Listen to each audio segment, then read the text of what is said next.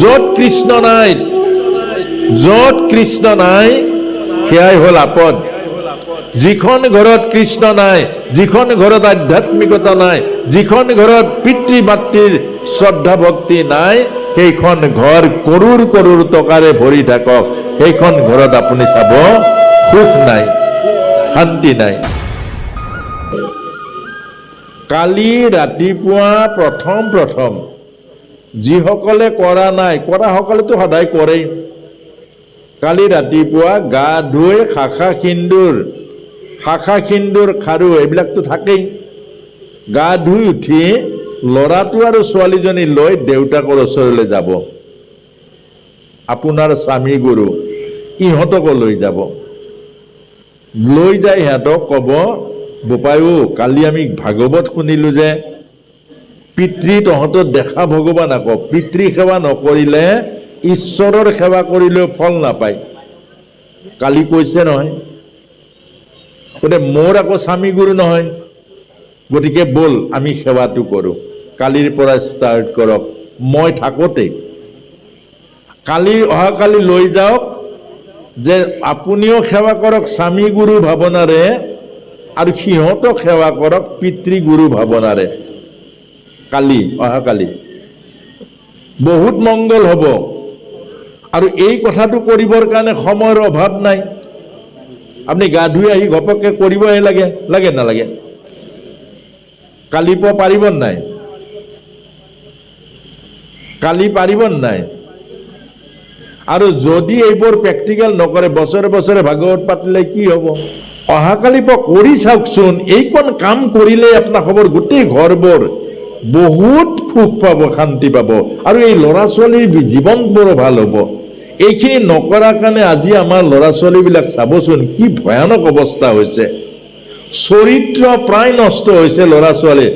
যি পুৰুষৰ চৰিত্ৰ নষ্ট হৈ যায়, সেই পুৰুষৰ পৰা প্ৰেতলোকৰ পৰা সন্তান আহে, বৰ ডাঙৰ কথা আকৌ।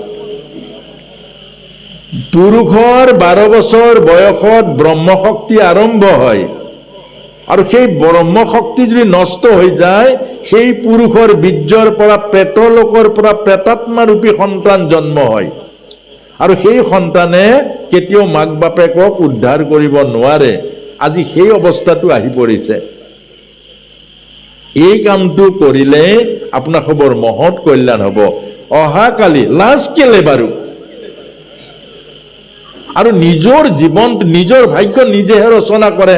কালিৰ পৰা আপোনাৰ খবৰ ভাগ্য ৰচনা হ'ব। আপোনাৰ খবৰ ঘৰখন ভকতিৰ ঘৰ হ'ব, আৰু মাক বাপেকক সেৱা কৰা ল'ৰাইহে গুৰু ভকতক সেৱা কৰিব। যদি মাককে সেৱা কৰি পোৱা নাই, যদি দেউতাকক সেৱা কৰি পোৱা নাই, সেইজন অতিথি, সেইজন ভকত, সেইজন বৈষ্ণৱ ক'ত সেৱা কৰিব? গতিকে কালিৰ পৰা আৰম্ভ কৰক। ল'ৰা ছোৱালীহাল লৈ যাব লগত উঠিয়ে। সিহঁতে অহাকালি স্কুল যোৱাৰ আগে আগে ল'ৰা ছোৱালীহাল লৈ যাব দেউতাকৰ ওচৰত। সেৱাটো কালি কৰকচোন বাৰু, কৰক। নহ'লে নোৱাৰিলে মই দেখুৱাই দিম, মই কৰি দিম, তাৰ পাছতো কৰক। তাৰ পাছতে আৰু এটা কাম কৰক। আজি শিকাইছে ব্যাসদেৱে কৃষ্ণক বাদ দি বনোৱা অন্ন বিষতুল্য। আকৌ কৈছো, কৃষ্ণ ভাৱনাক বাদ দি বনোৱা প্ৰতিটো অন্নই বিষতুল্য। এইটো গীতাত কৈছে। কালি অন্তত চোতাল সাৰতে কৃষ্ণ ভাৱনাৰে চোতাল সাৰকচোন। কৃষ্ণ কৃষ্ণ কৃষ্ণ কৃষ্ণ কৃষ্ণ কৃষ্ণ কৃষ্ণ কৃষ্ণ, এই ভাৱনাৰে চোতালখন সাৰক। আপোনাৰ গোটেই ঘৰৰ বায়ুমণ্ডলটো কৃষ্ণময় হৈ যাব, আৰু মনটো বহুত আনন্দ লাগি যাব আপোনাৰ। পদূলিলৈকে সাৰিব, পদূলিত এটা ভাৱনা আনক যে হে প্ৰভু, আমাৰ ঘৰলৈ এজন অতিথি ভগৱান পঠিয়াই দিয়া, এজন অতিথি ভগৱান আমাৰ ঘৰলৈ পঠিয়াই দিয়ক। ঘৰখন যাতে পবিত্ৰ হয়। অতিথি দেখা ঈশ্বৰ। অতিথি যাৰ ঘৰত যায়, ঘৰ গংগাতকৈও পবিত্ৰ হৈ যায়। সেইকাৰণে অতিথিৰ কাৰণে কামনা কৰক। আৰু আপুনি অন্নমুঠি বনাওঁতে কৃষ্ণ কৃষ্ণ কৃষ্ণ কৃষ্ণ ভাৱনাৰে। পাকঘৰ হ'ল লক্ষ্মীৰ মন্দিৰ। পাকঘৰত সোমোৱাৰ লগে লগে আপুনি নিজেই লক্ষ্মী ভাৱনালৈ আনক। কৃষ্ণ কৃষ্ণ ভাৱনাৰে অন্ন বনাওক, মনটো বাহিৰলৈ নিনিব, বেয়া চিন্তা তেতিয়া মনটো নাযাব, আৰু সেই অন্ন খোৱাৰ পাছত আপোনাৰ ল'ৰা ছোৱালী স্বামী মন পৰিৱৰ্তন হৈ যাব। নাৰদ মুনি দাসীৰ পুত্ৰ 5 বছৰীয়া দাসীৰ পুত্ৰই ভগৱত ভাৱনাৰে প্ৰসাদ গ্ৰহণ কৰা, উচ্ছিষ্ট গ্ৰহণ কৰা, এটা জন্মত ব্ৰহ্মাৰ মানস পুত্ৰ হৈ জন্ম পালে। আপোনাক মোক শিকাইছে ঈশ্বৰীয় আহাৰ গ্ৰহণ কৰিলে জীৱন পৰিৱৰ্তন। এইবিলাক সাধুৰ কথা নহয়, এইবিলাক আপোনাৰ মোক সাধুৰ কথা কৈছে জানো? অন্তত কালিৰ পৰা আজি বহুত অন্নবোৰ দূষিত হৈছে। অন্ন বহুত দূষিত হোৱাৰ কাৰণে 60-70 বছৰীয়া মানুহৰো মনবোৰ লটং পটং হৈছে। এতিয়া এইবিলাক দেখিছে, ঘটনাবোৰ ভয়ানক ঘটনাবোৰ ঘটিছে। এনেকুৱা এটা দিন আহিব, মানুহ কুকুৰ মেকুৰী গৰু ছাগলীতকৈ লজ্জাহীন হৈ পৰিব। গতিকে অহাকালি অন্তত আমাৰ এইখন গাঁৱৰ প্ৰতি ঘৰ গৃহস্থিত যাতে অন্ন মন্দিৰত যি সোমাব, অন্নপূৰ্ণা মন্দিৰত কৃষ্ণ ভাৱনাৰে অন্ন বনাব, কৃষ্ণ ভাৱনাৰে অন্ন বনাওক, আৰু সেই অন্তৰ্মুখী ভাৱনাৰে অন্ন খুৱাওক ল'ৰা ছোৱালীক। দেখিব ঘৰখন পবিত্ৰ হ'ব, সিহঁতৰ মনবোৰ পবিত্ৰ হ'ব, বাতাবৰণটো শুদ্ধ হ'ব। আপোনাক দেৱী লাগিব যেতিয়া আপুনি সেই ভাৱনাৰে অন্ন বনাব, সেই ভাৱনাৰে অন্ন দিব। আপোনাৰ স্বামীও আপোনাক সেৱা কৰিবলৈ মন যাব, লক্ষ্মী ভাৱনা আহিব, তেতিয়া আপোনাৰ প্ৰতি শ্ৰদ্ধা আহিব। এই কথাখিনিয়ে আমাক বুজাইছে। অন্তত এই কথাখিনি কালিৰ পৰা কৰকচোন বাৰু, কিনো অসুবিধা হ'ব কালিৰ পৰা। এতিয়া আমাক আৰু এটা কথা বুজাইছে, ব্যাসদেৱে বুজি পালে, অৰ্থাৎ আপোনাক সবেও বুজি পালে বুলি মই ধৰি লৈছোঁ। আপোনাক সব ল'ৰা ছোৱালীখিনিক সিহঁতক আশীৰ্বাদ পাবৰ কাৰণে জীৱনৰ শিক্ষা দিয়ক, নহ'লে বহুত ভয়ানক ঘটনাবোৰ আৰু ভৱিষ্যতে আৰু ঘটনা ভয়ানক ঘটিব। কুন্তী, দ্ৰৌপদী আৰু উত্তৰা, সময়টো কিমান কৈ দিব? কুন্তী, দ্ৰৌপদী, উত্তৰা, 3 গৰাকী। এতিয়া ভাগৱতত 3 গৰাকী নাৰী, 9টা কৈ দিছোঁ, আৰু আধা ঘণ্টা আছে। 3 গৰাকী নাৰী ভাগৱতত স্থান পালে। কিমান ভকত আছিলে, কিমান উদ্ধৱ, মৈত্ৰেয়, বিদুৰকে আদি কৰি কিমান ভকত আছিলে।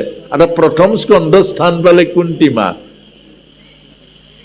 মা, দ্ৰৌপদী মা, উত্তৰা মা। অৰ্থাৎ কেলে বাৰু? কুন্তী কি ভকতি কৰিছে ভগৱান কৃষ্ণক? নিজৰ পঞ্চপুত্ৰ পাণ্ডৱক ভকতিৰ শিক্ষা দি পালন কৰিছে। কি শিক্ষা দিছে? আইন মাতৃসকলে এইখিনি শিকি ল'বচোন। পঞ্চপাণ্ডৱক ওচৰত বহুৱাই, বিধৱা কুন্তী, পাণ্ডু মৰি গ'ল, বিধৱা মাদ্ৰী সতি গ'ল, অকল পাণ্ডু থাকিলে, কুন্তী থাকিলে। মাদ্ৰীৰ সন্তান 2টা, কুন্তীৰ হ'ল 3টা। এতিয়া কুন্তী মাতাই ওচৰত ল'ৰা ছোৱালীকেইটা সদায় বহুৱাই কয়, যুধিষ্ঠিৰ, ভীম, অৰ্জুন, নকুল, সহদেৱ, এই 5জন। কি শিক্ষা দিছে বাৰু? আপোনাক সদায় মিলাই চাবচোন, আপোনাক হ'ব ল'ৰা ছোৱালীক সেইটো শিক্ষা দিছে নাই? যে হে বোপাইহঁত, ধৰ্ম প্ৰাণ গলেও নেৰিবা, ধৰ্ম ৰক্ষতি ৰক্ষত। যিয়ে ধৰ্ম আচৰণ কৰে, ধৰ্মই তাক ৰক্ষা কৰে, আৰু যাক ধৰ্মই ৰক্ষা কৰে তাক পৃথিৱীৰ কোনো শক্তিয়ে নষ্ট কৰিব নোৱাৰে। এইটো প্ৰথম শিক্ষা। ধৰ্ম ৰক্ষা কৰা জনক ধৰ্মই ৰক্ষা কৰে, আৰু যিজনে ধৰ্ম ৰক্ষা কৰে তাক পৃথিৱীৰ কোনো শক্তি নাই বিনাশ কৰিব। ধৰ্মৰ শিক্ষা। আমাৰ ল'ৰা ছোৱালীক ধৰ্মৰ শিক্ষা দিছোঁ জানো বাৰু? সৰুৰ পৰাতো সেইটো শিক্ষা দিব লাগে। LP স্কুলত ক লিখিবলৈ কিমান যত্ন কৰে LP স্কুলৰ শিক্ষকজনে। আপুনি ল'ৰাটোৰ কাৰণে কি যত্ন কৰিছে বাৰু? ধৰ্ম আচৰণ, আধ্যাত্মিকতা, সেৱা ভাৱ জগাবৰ কাৰণে এবাৰ নিজকে ভাবি চাওক। দ্বিতীয়তে কৈছে, একতাই বল, একতাই শক্তি, একতাই ভক্তি, এক হৈ থাকিবি। এক হৈ থাকিবি। আজি আমাৰ পৰিয়ালটো এক হৈ থাকিব পাৰে জানো? তিনিটা ল'ৰা তিনিটাই বেলেগ হৈ যায়, লাষ্টত গৈ বাপেক মাক অকলশৰীয়া হৈ যায়। অলপতে এটা অনুষ্ঠানত গৈ কেইজন বয়সস্থ কান্দিছে যে সমাপ্ৰভু আপুনি কোৱা কথাখিনি সত্য, আমাৰ জীৱনতে লাগিছে। মোৰ তিনিটা ল'ৰা, এতিয়া মই ভালকৈ চকুৰেও দেখা নাপাওঁ, মই অকলে খাওঁ, বুঢ়ীজনী আছে, কোনো এটা ল'ৰাই, বোৱাৰী আছে, চব আছে, কিন্তু মই এতিয়া অকলে। কেতিয়াবা হকে খুন্দা মাৰি ধৰে। মই সিহঁতৰ কাৰণে কি গোটেই জীৱনটো কষ্ট কৰিলোঁ আৰু এতিয়া মই অকলশৰীয়া হৈ গ'লো। আচ্ছা, বেলেগকে অভিশাপ দিব লাগে জানো আৰু? এইটো আমাক বুজাইছে। ইয়াৰ কাৰণে দায়ী কোন? ইয়াৰ কাৰণে দায়ী হ'ল পিতৃ। পিতৃয়ে জীৱনৰ ধৰ্মৰ শিক্ষা নিদিলে, মাতৃয়ে ধৰ্মৰ আচৰণ নিশিকালে, তাক পাপ কি পুণ্য কি নিশিকালে।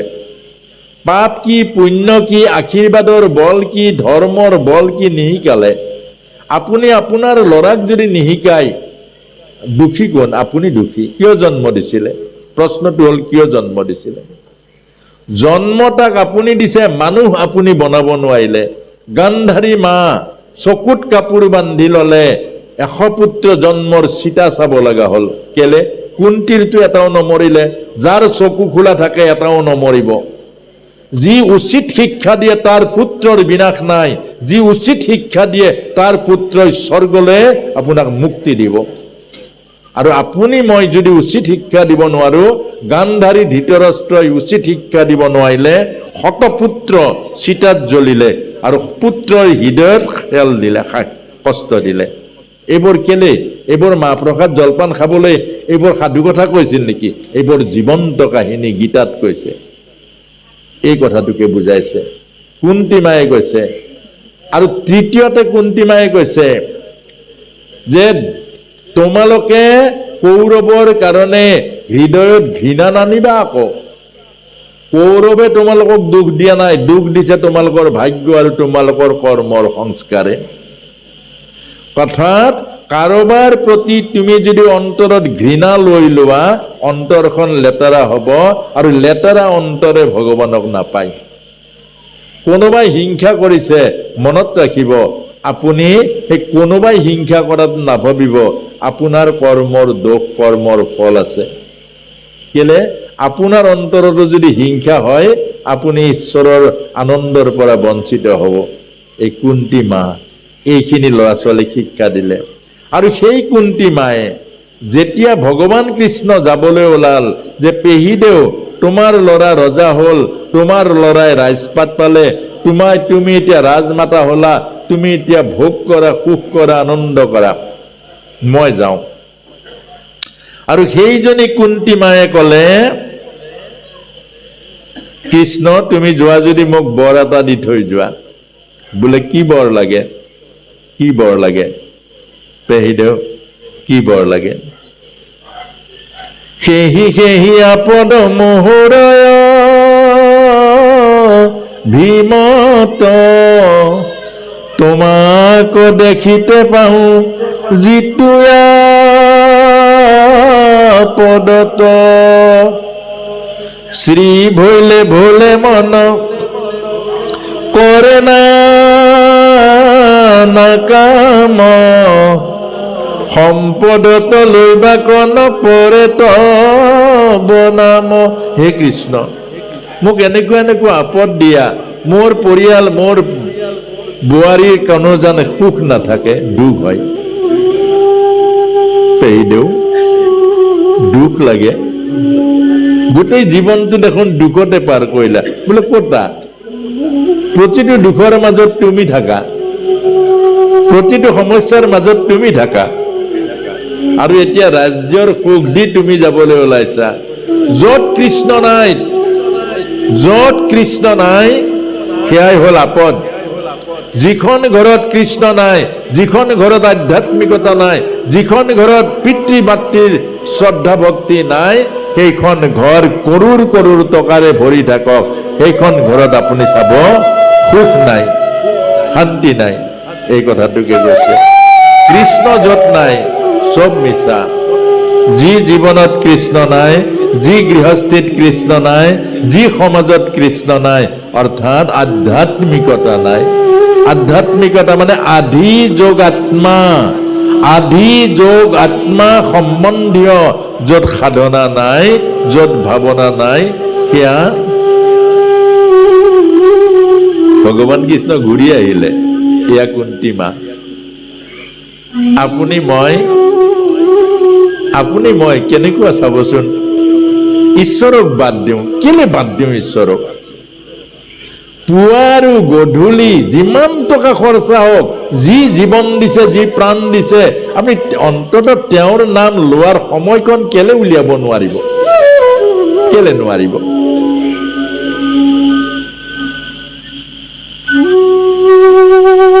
দুই সন্ধ্যা লওক, কেলে নোৱাৰিব? কেলে নোৱাৰাৰটো এলাহত নোৱাৰে, আলস্যত নোৱাৰে, আৰু আপুনি ভাবি লৈছে যে অদৰকাৰী কাম। বহুতে মাক বাপেক মৰিলে 1 বছৰলৈ চাকি নজ্বলায়, সুবিধা লয়। মাক বাপেক মৰিলে 1 মাহৰ পাছত আপুনি চব কৰিব পাৰিব। ভোজ খাব নোৱাৰে, বিয়া খাব নোৱাৰে, তোলনি বিয়া খাব নোৱাৰে, পিকনিক খাব নোৱাৰে, আনন্দ ফূৰ্তি কৰিব নোৱাৰে, এইটোহে নোৱাৰে। এতিয়া মানুহে উলিয়াই লৈছে গোসাঁই ঘৰত যাব নোৱাৰে, বাকীবোৰ চব পাৰে। আচৰিত হয় নহয়? ভগৱানৰ নাম ল'ব নোৱাৰে, বাকীবোৰ চব পাৰে। এবছৰীয়া ব্ৰত আনন্দ ফূৰ্তি কৰিব নোৱাৰে, পিকনিক খাব নোৱাৰে, কোনোবাই নিমন্ত্ৰণ কৰিলে ভাত খাব নোৱাৰে। এইটোহে আচলতে লিখা আছে শাস্ত্ৰত, এইটোহে যুক্তিসন্মত। আপুনি এবছৰ পিতৃধূপ ব্ৰত কৰিব লাগিব, আৰু অন্তৰত কিবা এটা বস্তু এৰিব লাগিব। আপেল ভাল পায়, আপেলটো এৰি দিয়ক, এইটোহে বুজাইছে। আমাৰ এতিয়া আজিকালি কি এটা নিয়ম, ইয়াত হয় নে নহয় মই নাজানো। 1 বছৰলৈ নামঘৰত নাযায়, 1 বছৰলৈ চাকি বন্ধ, 1 বছৰ নহয় এদিনো বন্ধ নাই। যদি মৰি থাকে কি হ'ব? বুদ্ধই যেতিয়া ওলাই যায় ৰাজপ্ৰসাদ এৰি, তেতিয়া মন্ত্ৰীয়ে কৈছিলে, কুমাৰ এতিয়া তোমাৰ ৰাজকুমাৰ, এতিয়া ভোগ কৰা, পত্নী আছে, পুত্ৰ আছে, ৰাজ্য আছে, ভোগ কৰা, আৰু বুঢ়া হলে তুমি ভগৱানৰ নাম লৈ মুক্তি পাবা। তেতিয়া ক'লে লিখি দিয়া, মই 80 বছৰলৈ যে থাকিম, জীয়াই লিখি দিয়া। বোলে কেনেকৈ লিখি দিম? তেতিয়াহ'লে কথা নকবা, আজি বুজিছো মই আজিয়ে কৰিম। আপোনাৰ খবৰ ইয়াতো 1 বছৰলৈ নোসোমাই নেকি আকৌ গোসাঁই ঘৰত? সুবিধা নল'ব আকৌ সেইটো। বহুতে 1 বছৰলৈ চাকি নজ্বলায়, কেনেকে থাকিব? ভকতে শুদ্ধ কৰি গ'ল, 11 দিনীয়া গুচি গ'ল, এমাহ থকাসকলে এমাহত গুচি, ভকতে শুদ্ধ কৰি গ'ল। আৰু ভগৱন্তৰ সেৱা, ভগৱন্তৰ পূজা, ভগৱন্তৰ শ্ৰদ্ধা, সেইটো বন্ধ কেতিয়াওতো হ'ব নোৱাৰে। এবছৰীয়া শোক দিৱস, বাপেক মাকৰ প্ৰতি ভক্তি, যাতে কোনো নিমন্ত্ৰণ খাব নাযাব, বহিৰ্মুখী ফাংচন চাব নাযাব, পিকনিক খাব নাযাব, এইবিলাকহে বাধা। দেউতাৰ প্ৰতি শোক থকা মানুহে যায় জানো? এতিয়া আমাৰ এই কথাখিনি সোমাই থাকে যে 1 বছৰ চাকি নজ্বলায়, তাৰমানে এনেও এলাহে লাগে গধূলি গধূলি সোমাবলে, গতিকে সেইটো অদৰকাৰী কাম, বাদ পৰিলে ভালে পায়। সেইকাৰণে আপোনাক সবে নকৰিব। কোনোবাই যদি কৰেও এইটো নকৰিব। আৰু যদি তাৰ কিবা বেলেগ যুক্তি আছে আপোনাক সবে দিয়ক, তেতিয়া মই আকৌ এই কথাখিনি কাহানিও নকওঁ। কাৰণ কেলে আমাক এই কথাখিনিয়ে বুজাইছে কুন্তি মাতাই, ঈশ্বৰক বাদ দিব নোৱাৰিব। ঈশ্বৰক বাদ দিলে যদি প্ৰাণটো গুচি যায়, আপোনাৰ মোৰ কি গতি হ'ব? হৰিয়াতৰ কটা মূৰে 3 বাৰ ৰাম নাম লৈ গৈছে। হৰে নাম নামৈব কেৱলম কলো, নাস্তৈব নাস্তৈব গতিৰ অন্যতা। এইটো ঘোৰ কলিযুগ। মন্ত্ৰ তন্ত্ৰ জিভাত নুফুটে, কেলে জিভা দাঁত হৈ গ'ল। মান ধপাতৰ খাওঁতে খাওঁতে জিভা এতিয়া সংস্কৃতৰ শব্দ নুফুটিব।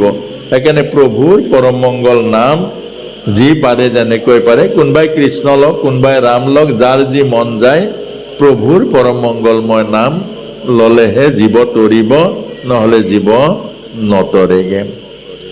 এটা দ্ৰৌপদী মা,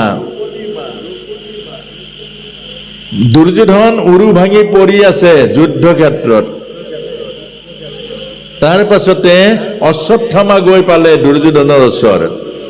দুৰ্যোধনে ভাবিলে, অশ্বত্থামাই ভাবিলে দুৰ্যোধনে উৰু ভাঙি পৰি আছে, অন্তিম সময়, আজি মই অকমান দুৰ্যোধনৰ মনটো ভাল লগাবলৈ কাম এটা কৰো। বোলে যুদ্ধত যেতিয়া পঞ্চপাণ্ডৱ জিকিলে তেতিয়া তেওঁলোক শিবিৰত এতিয়া টোপনি মাৰি আছে। শুই থকা অৱস্থাতে তেওঁলোকক মই মূৰকেইটা কাটি লৈ আনো। হাতত অখিলৰ আন্ধাৰত সোমাই গ'ল, গৈ শুই থকা দ্ৰৌপদী, অৰ্থাৎ পঞ্চপাণ্ডৱ সেইদিনা শিবিৰত নাই, আকৌ বেলেগত আছিলে। আৰু সেই পঞ্চপাণ্ডৱৰ শিবিৰত আছিলে দ্ৰৌপদীৰ 5টা সন্তান। আন্ধাৰতে ভাবিলে পঞ্চপাণ্ডৱ বুলি, মূৰকেইটা কাটি লৈ আনিলে, লৈ আনি দুৰ্যোধনক দি দিলে। দুৰ্যোধনে দেখি ধাতু উৰি গ'ল। ভয়ানক কাম কৰিলি, এতিয়াহে মোক ভীমে কদৰ্থি মাৰিব, এইটো বহুত বেয়া কাম কৰিলি, বহুত বেয়া কাম কৰিলি। আৰু অশ্বত্থামা তেতিয়াই দুৰ্যোধন মৰি থাকিলে। আৰু সেইকাৰণে দুৰ্যোধন স্বৰ্গত আগত পালে।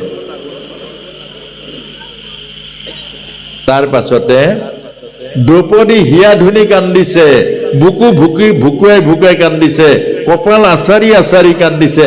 5টা সন্তানৰ মুণ্ডহীন শৰীৰটোক দেখা পায়। কৃষ্ণ অৰ্জুন ৰথ লৈ আহিলে, আৰু কৃষ্ণ অৰ্জুনে ৰথত উঠি সেই অশ্বত্থামাক হাতে ভৰিয়ে গাহৰি যেনেকৈ বান্ধে তেনেকৈ বান্ধি ৰথত তুলি লৈ আনিলে, সন্মুখত ধুপুচকৈ পেলাই দিলে। বোলে কৃষ্ণা, ইয়াৰ পাখণ্ডৰ শিৰত গোৰ মাৰি পুত্ৰ শোক দূৰ কৰা। দ্ৰৌপদী কি কৰিলে বাৰু? দ্ৰৌপদী কি কৰিলে? অশ্বত্থামাৰ চৰণত সেৱা কৰিলে। এয়া ভাগৱত ধৰ্ম। আকৌ ভাগৱত ধৰ্ম আমি বাৰু কিমান পাৰিম জানো? সৰু সৰু অকমান কোনোবাই ভুল এটা কৰিলে আমি ক্ষমা কৰিব নোৱাৰো। নিজৰ পত্নী ভুল এটা কৰিলেও আমি কনচিডাৰ ক্ষমা কৰিব নোৱাৰো। সংগী ভকত এজনে অকমান যদি অপৰাধ কৰেতো আমি এৰি নিদিওঁ, হয় নহয় প্ৰভু? ভাগৱতে কি কৈছে এতিয়া? দ্ৰৌপদী, পঞ্চপাণ্ডৱৰ পত্নী দ্ৰৌপদীয়ে অশ্বত্থামাক গৈ সেৱা কৰিছে। গুৰু পুত্ৰ, ব্ৰাহ্মণ সন্তান। দ্বিতীয়তে অৰ্জুনক তিৰস্কাৰ কৰিছে যে হে ধনঞ্জয়, তুমি এইটো কি কাম কৰিলা? মানুহক এনেকুৱা ব্যৱহাৰ কৰে জানো?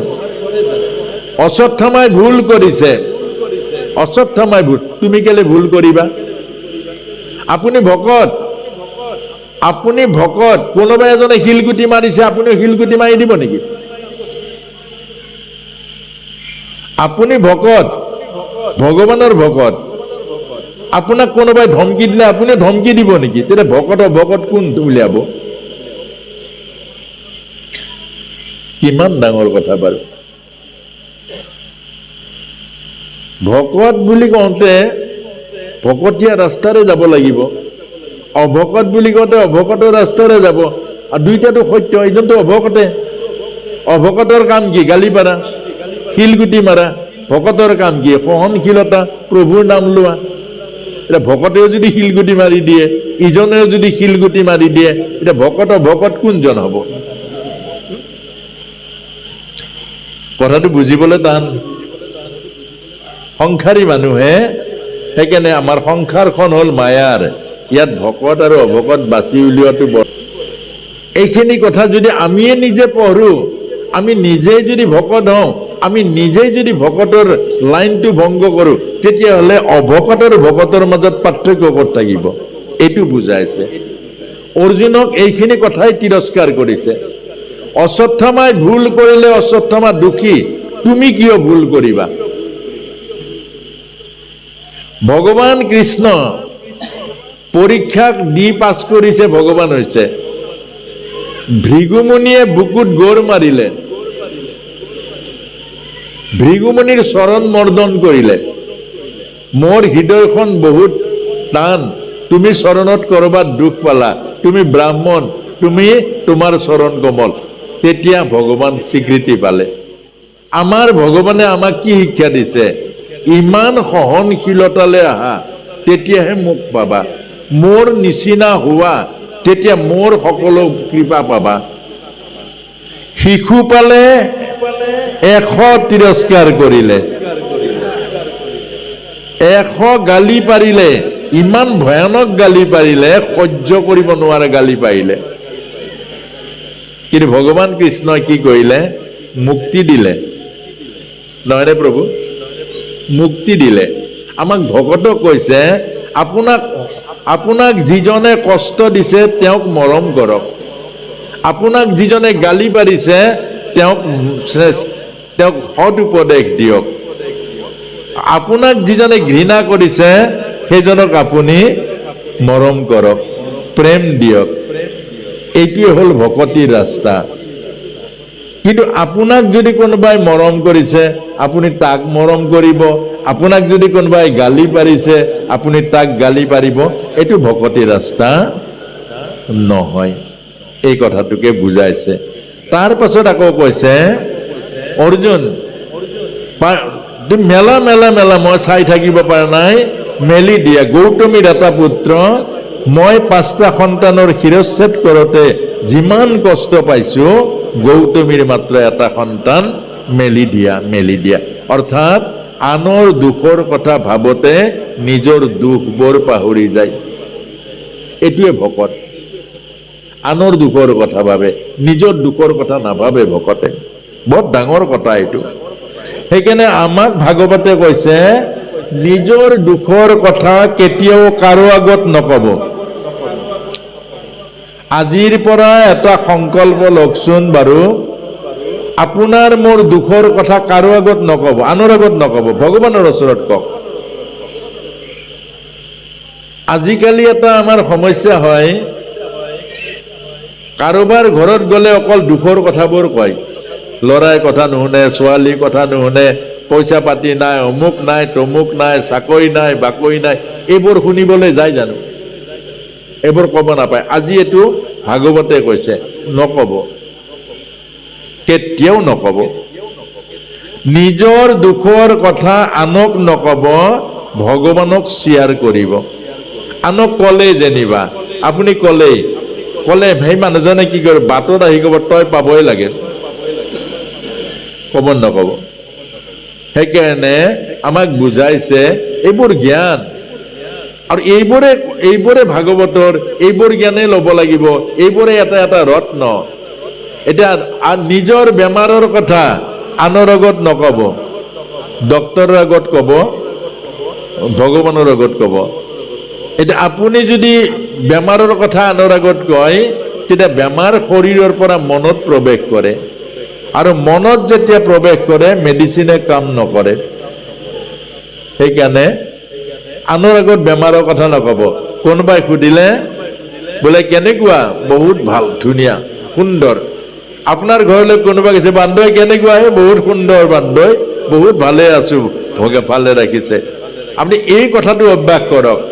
কিন্তু আপুনি যেতিয়া নিজৰ দুখৰ কথা কব, আপোনাৰ দুখৰ অন্ত নপৰিব।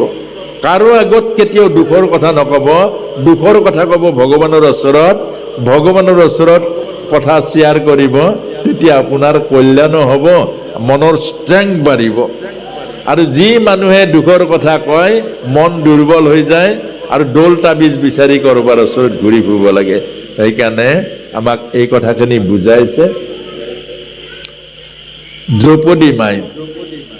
সেইকাৰণে মনৰ কথা এইখিনি কওঁতে সহজ, আপোনালোকে ভাবিছে বহুত টান। সঁচাকে টান নহয়। আপুনি সদায় চাব, সদায় হাঁহি থাকক, মুখখন উজ্জ্বল হৈ যাব। কোনো বিউটি পাৰ্লাৰলৈ যাব নালাগে, আপুনি সদায় হাঁহি থাকক, মুখত এটা হাঁহি আপুনি জিলিকাই ৰাখক। আপুনি কোনো বিউটি পাৰ্লাৰ যাব নালাগে, আপুনি এনেই ধুনীয়া হৈ থাকিব। আজিকালি যে অকল বিউটি পাৰ্লাৰ যায়, কেলে যায়? সৰগীয় হাঁহিটো হেৰুৱাই পেলায়। গতিকে এইখিনি কথাই আমাক বুজাইছে। শ্ৰীমদ ভাগৱতৰ প্ৰথম স্কন্ধ হ'ল অধিকাৰ বিচাৰ, আৰু তাৰ পাছতে ভাগৱত এতিয়া গৈছে কি ভগৱান কৃষ্ণৰ ভীষ্ম মুখখন হ'ল, অৰ্থাৎ কুৰুক্ষেত্ৰ মহাসমৰত ভীষ্মৰ মুখখন হ'ল। ভগৱান কৃষ্ণ ভীষ্মৰ ওচৰলৈ গ'ল আৰু ভীষ্মক মুক্তি দিলে, আৰু মুক্তি দিয়াৰ পাছতে পৰীক্ষিত মহাৰাজৰ জন্ম হ'ল। পৰীক্ষিত মহাৰাজৰ জন্ম হোৱাৰ পাছতে যুধিষ্ঠিৰে গণনা পাতিলে, আৰু যুধিষ্ঠিৰে যেতিয়া গণনা পাতিলে গণকে ক'লে তোমাৰ ল'ৰা তোমাৰ নাতিয়াৰা ৰাজৰাজেশ্বৰ হ'ব, ঐশ্বৰ্য বিভূতিৰে ভৰি ভৰিব, শিবিৰ নিচিনা মহাদানী হ'ব। যুধিষ্ঠিৰৰ মুখখন ক'লা পৰি পৰি গৈ আছে। একোবত যেতিয়া গণকে ক'লে তোমাৰ নাতিয়াৰা মহাভাগৱত হ'ব, কোৱাৰ লগে লগে ক'লে হ'ব হ'ব হ'ব হ'ব হ'ব দেও, আৰু গণিব নালাগে। অৰ্থাৎ আপোনাৰ ল'ৰাই চাকৰি পাব, গাড়ী পাব, টকা পাব, এইবোৰ ক'লে এইবোৰৰ কোনো অৰ্থ নাই। যদি কয় আপোনাৰ ল'ৰা ভক্ত হ'ব, ভগৱানৰ ভক্ত হ'ব, তেতিয়া চব হ'ব। এজন মানুহ যদি ভগৱানৰ ভক্ত হয় তেতিয়াই পূৰ্ণ মানুহ হ'ব। এজন মানুহৰ গাড়ী থাকক, ধন থাকক, ঐশ্বৰ্য থাকক, বিভূতি থাকক, আনকি 10 জগাত দিল্লীত 4টা ফ্লেট থাকক, যদি আধ্যাত্মিকতা নাই সেই মানুহ কেতিয়াও সুখী হ'ব নোৱাৰে। এইটোৱে আমাক শ্ৰীমদ ভাগৱতৰ যুধিষ্ঠিৰৰ মাজেৰে কৈছে। গতিকে হে প্ৰভু মস্ত, আমাৰ মূল হ'ল আধ্যাত্মিকতা। আমাৰ মূল আধ্যাত্মিকতা। আধ্যাত্মিকতাক বাদ দি মানুহ সুখী হ'ব নোৱাৰে। আধ্যাত্মিকতাক বাদ দি মানুহ কেতিয়াও শান্তি পাব নোৱাৰে। মানুহ যেতিয়া মৃত্যু হয়, যেতিয়া শ্ৰাদ্ধৰ দিনা যায়, বা ফেচবুকত কি লিখে, বিদেহী আত্মাই চিৰ শান্তি পাওক, লিখে নিলিখে? বিদেহী আত্মাই দিল্লীত এটা ফ্লেট পাওক, লিখে জানো? আচল লাগে শান্তি। এমুঠি অন্নই পৰিয়ালটোৱে ভগাই খাওক। যদি পৰিয়ালৰ মাজত মিলা প্ৰীতি আছে তাতে শান্তি পাব।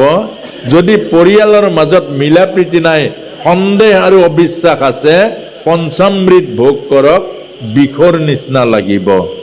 গতিকে মূল হ'ল শান্তি, আৰু মূল হ'ল শান্তি পাবলৈ হ'লে আধ্যাত্মিক জীৱন যাপন কৰিব লাগিব, কৃষ্ণ কেন্দ্ৰিক জীৱন হ'ব লাগিব, কৃষ্ণ ভাৱনাৰ মাজত আমাৰ জীৱন চলিব লাগিব। আৰু সেইকাৰণে আই মাতৃসকলক জনাইছোঁ, ঘৰখন আধ্যাত্মিকতাৰে গঢ়ি তোলক। আই মাতৃসকলে পাৰিব, স্বামীসকলে নোৱাৰে। কেলে? স্বামীসকলে বাহিৰত ঘূৰি ফুৰিছে। আপুনি ঘৰৰ জ্যোতি, আপুনি শক্তি স্বৰূপিনী, আপোনাতে জগতজননী জগদম্বা শক্তি আছে, আপোনালোকতে লক্ষ্মী শক্তি আছে, আপোনালোকতে সৰস্বতী শক্তি আছে। সেইকাৰণে আপোনাসৱে বহিৰ্মুখী এতিয়া বেছি গুৰুত্ব নিদিব। আৰু আপোনাসৱৰ ল'ৰা ছোৱালীক এতিয়া কোনেও আধ্যাত্মিক কৰি নিদিয়ে। আমি ক'ৰবাত বছৰত এবাৰ মাতি আনে 2 ঘণ্টা ভাষণ দি কোনো ল'ৰা ছোৱালীক আধ্যাত্মিকতা কৰিব নোৱাৰে। সেইটো মিছা কথা। পাৰিব আপোনাসৱে ঘৰখনৰ এটা বাতাবৰণ সৃষ্টি কৰক। কৃষ্ণ।